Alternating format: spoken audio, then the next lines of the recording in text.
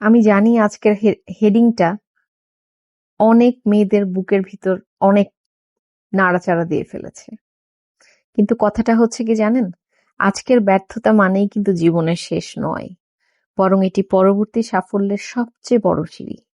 আপনি যদি বারবার হোঁচট খেয়ে থাকেন, তার মানে আপনি সঠিক পথে এগোচ্ছেন।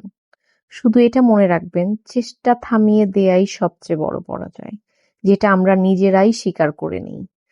কেউ আমাদের বলে না তোমরা পরাজয় স্বীকার করো, কিন্তু আমরা হোঁচট খেলেই মনে করি আহা হোঁচট খেলাম, আর এগোতে পারবো না। কিন্তু আপনাকে লেগে থাকতে হবে। আপনি যদি ডিসাইড করে নেন যে আমি এই পথে যে কোনো মূল্যে আমাকে সাকসেস হতে হবে, অবশ্যই আপনি সাকসেসফুল হবেন। এবং এই হোঁচটটা আমরা মেয়েরা সবচেয়ে বেশি খাই। আমি মেয়েদেরকেই বলবো, কারণ মেয়েদেরকেই সবচেয়ে বেশি কথা শুনতে হয় এগুলো নিয়ে। ভালো থাকবেন।